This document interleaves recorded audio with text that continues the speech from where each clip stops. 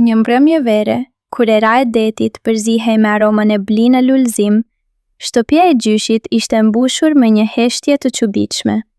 Prindritemi kishin shkuar në një dasmë larg qytetit dhe do të ktheheshin të nesërmen në mëngjes. Kështu, për herë të parë në jetën time 17 vjeçare, mbeta vetëm me gjyshin tim, një bur i heshtur, me duar të ashpra nga puna dhe sy që kishin parë më shumë se sa tregonin. Ai nuk ishte tipi i gjyshit që tregonte tregime apo të përkëdhelte. Ishte një barim malsor, i ngurtë si shkëmbi, i cili fliste vetëm kur ishte e domosdoshme. Dhe tani, në këtë shtëpi të zbrazët, unë dhe ai ishim balë për balë, me një televizor të ndezur pa zë dhe një tavolinë të mbushur me ushqime që nëna ime kishte lënë.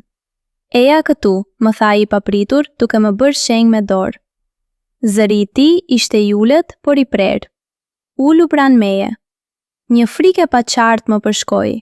Nuk isha qenë kur vetëm me të në atë mënyrë, por e ndjeja se ai kishte diçka për të më thënë, diçka të rëndësishme. U ula pranë tij në divanin e vjetër prej lëkure që kërciste nën peshën tonë. Ai nxori nga xhepi i jelekut një zog të vogël, të bërë prej druri dhe pendësh të vërteta, të lidhura me një fije të hollë.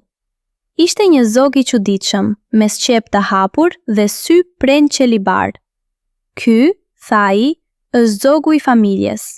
E kam trashëguar nga gjyshi im. Dhe tani, para se të vdes, dua ta mësosh si ta kënaqësh. Mu duke çuditshme, një zog druri, por ai vazhdoi duke e vendosur zogun në përlëmbën time. Nuk është thjesht një lodër, ky zog ka një shpirt. Dhe ti duhet ta mësosh të këndoj, por jo me zë, me prekje. Filloi të më tregonte se si e lëvizte gishtin mbi pendët në një ritëm të ngadalt, rrethor. Si e kthente zogun anash dhe e fërkonte butësisht në qafën e tij të dhendur. Si zogu, nëse e prekje në mënyrën e duhur, lëshonte një tingull të lehtë si një bilbil i largët. Nuk është thjesht teknike, më tha ai, duke më parë në sy. Është ndjenjë. Ti duhet ta ndjesh zogun, të dish çfarë do ai në çdo moment. Nëse e shtyp shumë, ai hesht. Nëse e lësh lirisht, ai fluturon larg. Duhet ta gjesh ekuilibrin. Ishte një mësim i çuditshëm, pothuajse mistik. Unë, një djalë i ri, duke mësuar ndaj një plak se si të kënaq një zog druri. Por diçka në zërin e tij, në seriozitetin e tij, më bëri të dëgjoja me vëmendje. Pastaj, ngadalë, ai më mori dorën dhe e drejtoi mbi zog. Provo, tha, por mos u ngut. Ndjeje pulsin e tij. Unë ndjeva i turpëruar. Dora më dridhej. Ai vuri dorën e tij të ashpër mbi timen dhe më drejtoi lëvizjet. Fillimisht ishte e vështirë, e sikletshme.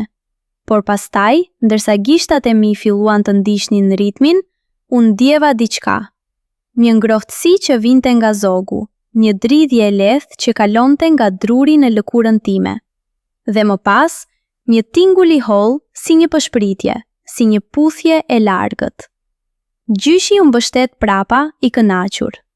E sheh, tha, ti ke gishtrin të mirë, më të mirë se të babait tënd. Ai ishte gjithmonë i shpejt, i ngutshëm, por ti ke durim. Ai më la të praktikoja vetë. Dhoma u mbush me tinguj të vegjël të ndrydhur.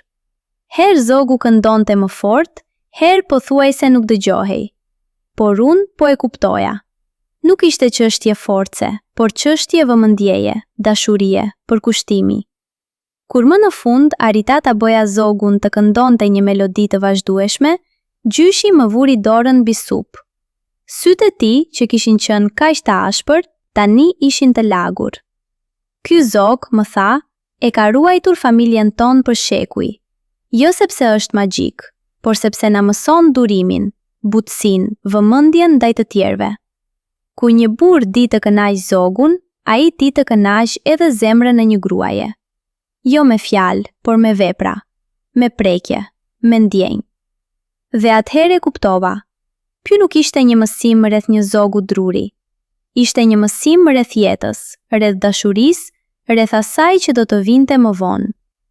Gjyshi im, në heshtjen e tij, po më transmetonte një trashëgimi të panjohur për burrat e tjerë. Ajo natë, unë dhe gjyshi qëndruam deri vonë. Ai më tregoi të gjitha sekretet e zogut, si ta pastroja, si ta ruaja nga lagështia, si ta zgjoja pas një kohe të gjatë. Dhe ndërsa fliste, unë pash për herë të parë butësinë në duart e tij, të njëjta duar që kishin punuar tokënen, që kishin prerë dru, që kishin mbajtur armë. Por tani, ato duar po më mësonin artin më delikat të botës.